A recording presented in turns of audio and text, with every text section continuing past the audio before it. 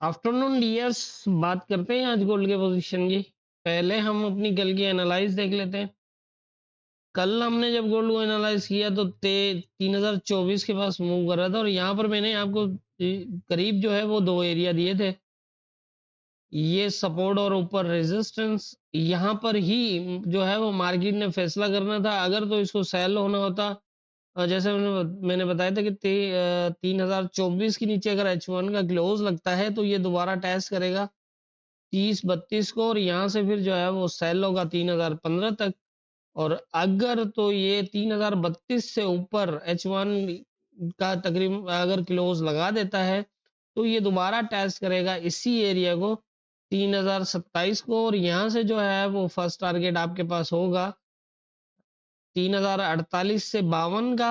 जैसा मैंने बताया था कि ये काफी इंपॉर्टेंट एरिया है, इससे ऊपर निकलना गोल्ड के लिए काफी मुश्किल होगा।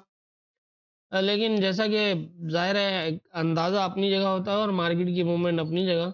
यहाँ पर इसने अगर हम देखते हैं, ये जैसे रात को न्यूज़ आई एफएमसी की, तो यहाँ से इसने डायरेक्टली आके इसको ब्रेक कर दिया। लेकिन यहाँ पोजीशन आप देख रहे हैं, पहले इसको टेस्ट करके जो है वो नीचे क्लोज किया, उसके बाद एक सेल क्लोज, एक एक जो है वो बुलिश फिर सेल। तो मतलब यहाँ ये काफी हद तक क्लियर कर रहा था कि मार्केट वीक है। यहाँ से ऊपर अगर ये गया तो भी 60 के आसपास जो है वो जा सकता है और यहाँ से रिजेक्ट होने के ज्यादा चांसेस होंगे। मैंने कल भी आपको बताया था कि 3052 48 से 52 का जो एरिया है, यहाँ पर डे की जो वेव्स है वो आके कंप्लीट हो रही है, तो यहाँ से रिजेक्ट होने के ज्यादा चांसेस है। लेकिन यही है कि थोड़ा बहुत अप डाउन होता है ऐसा 52 की जगह पर तकरीबन। हालांकि ये यहाँ तक जो है वो 55 के करीब ही गया है, 20-30 पिप्स ही ऊपर जाने के बाद जो है वो यहाँ से सेल हुआ। सेकंड टाइम आया तो भी वहीं से सेल हुआ और ये तकरीबन 200 पिप्स से भी ज्यादा नीचे सेल हो चुका है। तो ये थी हमारी कल की एनालाइज और मार्केट की मूवमेंट। अब देख लेते हैं आज के इम्पोर्टेंट एरियाज क्या होंगे। आज के इम्पोर्टेंट एरियाज की अगर हम बात करें तो इस टाइम एक सपोर्ट लेवल बनता है यहाँ पर 3038 से 3034 तक का, और ये यहाँ से आया है नीचे और यहाँ पर अभी तक इस एरिया को टेस्ट तो नहीं किया, लेकिन यहाँ से 4 M15 के बुलिश क्लोज किए हैं। अगर हम M15 में वेव्स की ही बात कर लें तो अभी जो है वो ये कंडीशन मौजूद है इसके अंदर। तो देखते हैं इस एरिया के साथ क्या होता है, क्योंकि ये ऑलरेडी बी ब्रेक है M15 में ये।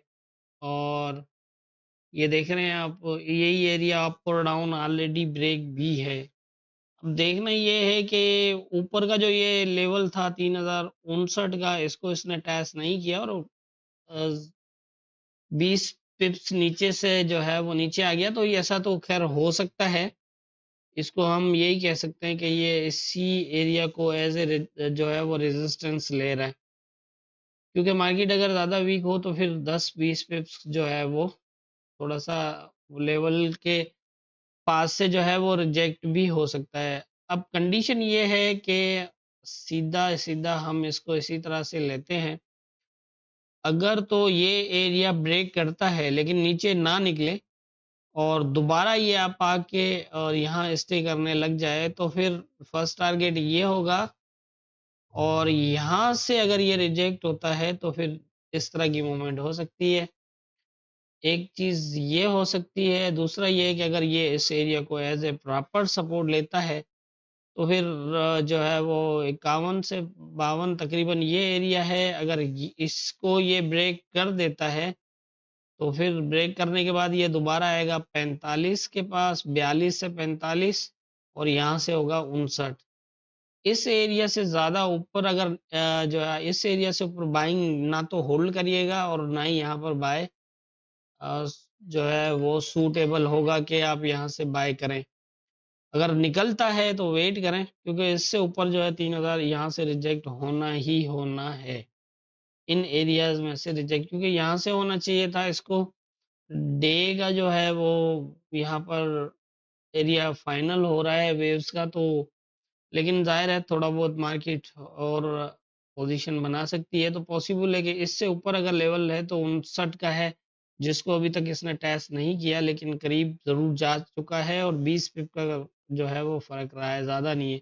लेकिन ये है कि अगर ये एरिया इसको एज ए सपोर्ट दे देता है, अच्छी सपोर्ट दे देता है, जिस तरह अभी है, अभी ब्रेक भी नहीं है और ऊपर ऊपर स्टे कर रहा है, इसी तरह से ये ब्रेक ना करे और इसके ऊपर टेस्ट है, तो फिर पॉसिबल तो है कि ये लेकिन आपने यहाँ का ध्यान रखना है, अगर ये ब्रेक कर देता है तो यहाँ तक ये दो एरियाज होंगे अगर ये एज ए सपोर्ट देता है। लेकिन अगर ये ब्रेक करता है तो भी नीचे ना जाए, क्योंकि ऑलरेडी ब्रेक है, फास्ट नीचे भी जा सकता है, ये ज़हन में रखिएगा।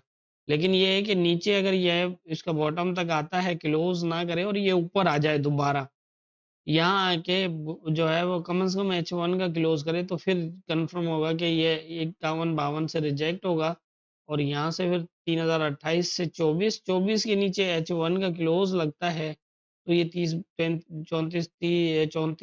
31 को टैच करने के बाद 17 तक नीचे आ सकता है और आना चाहिए अगर 24 के नीचे H1 लगता है तो, कल जिस तरह मैंने बताया था आपको। तो ये पोजीशन है, अभी यहाँ पर जो पोजीशन है वो यही है, क्योंकि यहाँ पर जो इसके करीब तरीन रेजिस्टेंस बनता है वो इसने ब्रेक किया है, तो इससे लग यही रहा है कि इस एरिया को स्टे कर सकता है, हो सकता है ये जोन के बॉटम तक भी आ जाए। लेकिन अगर इस एरिया से नीचे H1 का क्लोज कर देता है 34 के नीचे, तो फिर काफ़ी हद तक चांसेस होंगे कि ये दोबारा जो है वो यहाँ तक जाने के बाद, मतलब ये वाला अगर इसके नीचे H1 का क्लोज लगता है और ऊपर निकलता है, तो फिर 41-42 तक जाने के बाद और दोबारा जो है वो ये नीचे आ जाएगा। ये होगा H1 का क्लोज लगने पे, नीचे 34 के नीचे H1 का क्लोज लगता है। लेकिन अगर ये बॉटम तक भी आता है लेकिन क्लोज ना करे जिस तरह कल हुआ था और ये दोबारा जोन के ऊपर निकलता है, तो फिर मैंने आपको जिस तरह की पोजीशन बताई है, इस एरिया को टेस्ट कर सकता है और यहाँ से फिर रिजेक्ट होने के ज़्यादा चांसेस होंगे। तो मेरे ख्याल से, मेरी समझ के मुताबिक मुझे आज गोल्ड में यही नज़र आ रहा है, बाकी होना क्या है ये तो ऊपर वाला बेहतर जानता है। दुआ में याद रखिएगा।